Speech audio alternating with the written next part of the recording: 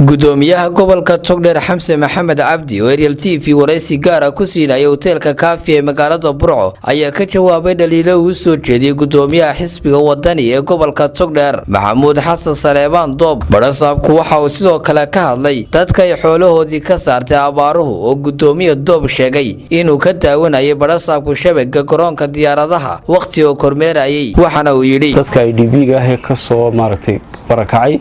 abaartii ka soo barakacay magaalada meel kasta way ka degan yihiin madaarka iyo halka ay dadku degan yihiin dawladda waxa u dhaxeeya xaydaab weyn ayaa u dhaxeeya intii anagu aan la wareegay maamulka gobolka dadka IDB-ga haday tahay kuwa jaamacadda degan iyo haday tahay kuwa madaarka degan oo intii aniga iga horeysay aanay waxba gaadhin tiraba laba jeer ayaan meel walba wax la gaarsiiyay markii hore hay'adda World Vision intii aan joogay 400 qoys waxay gaarsiisay raashin gaaraya dad gaaraya 665 qoys ayaa iyagana raashin bil ah runtii ay gaarsiisay oo aan ku address gareynay anaga oo ka duulayna inay yihiin goobaha dadku ugu badan yihiin kuwa qaxootiga jaamacadda degan sidaas leeg iyagana waxay gaarsiiyeen 380 qoys runtii waan ugu mahadnaqayaa hay'adaha ka soo jawaabay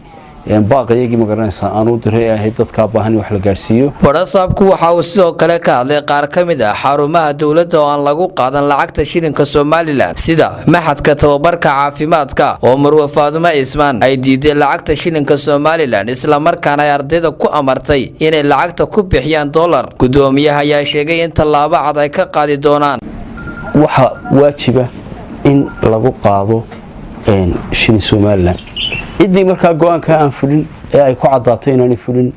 go'aanka maaragtay xukuumadda soo saartay ama iskuulka neerasta ahaada ama cid kale ha ahaade waxa weeyaan waxa nooga meel yeelay inaan tallaabo ka qaadno anagoo arintaas si taxadar leh u hubsanayna inay jirto iyo inaanay jirin. Badhasabka gobolka Togdheer Hamse Maxamed Cabdi waxa uu si adag uga jawaabay bal inay wax ka jiraan inuu albaabka ka xidhay qaar ka mid ah mas'uuliyiinta asxaabta mucaaradka yani ninka gudoomiyaha shalay hadlayay hadaladiisi waxa kamid ahaa gudoomiyuhu mucaaradka wuxuu ka xidhay xafiisku ka xidhay intaan gobolka joogay ninkaas laba jeer baan kulanay oo xafiiska igu yimi markii koobaad wuxuu igala hadlay arrin shakhsi oo isaga khusaysa oo ku salaysan nin ay isku leeyihiin lacag ugu ninka hebel baan gudoomiyaha lacag ku leeyahay oo odayaashii reerka yagaana dhex galay runtii arrintaas waxay igu yara noqotay arrin aan ka filayn gudoomiye dhan oo xisbi dhan oo macni qaran gudoomiye gobol uga ah mar labaadkiina xafiisku igu yimiyo isagoo isla lacagtii uu ninka ku lahaa ka hadlaya markaana waan tilmaamayo waxaan ku riday maxkamadaha dadka u kala qaada lacagta maxkamadda qabo wax maaragtay dan gobolka ah iyo dan mujtamac ah oo ka hadlayna ma jirin labada jeerba labada arrinkaasun isla arrinka ah ee uu sheegay uu leeyahay cid baan lacag ku leeyahay ayuu ka hadlayay waxaana iga muuqatay runtii in maaragtay gudoomiyaha ay aqoon darro ka hayso xafiisyada maamulka iyo shaqooyinka ay kala leeyihiin waan ognahay wixii deynay la isku leeyahay maxkamadaha ka garnaqa xafiiska gobolka kama garnaqo wixii dhulal la isku haysta dawladda hoose ee maxkamadda ay ka garnaqa marka runtii waxay ahayd in uu maaragtay soo kala fahmo gudoomiyuhu shaqooyinka xafiisyadu ay kala leeyihiin waxaana wanaagsan runtii qofka maaragtay ilaa stage ka soo kala gaaraya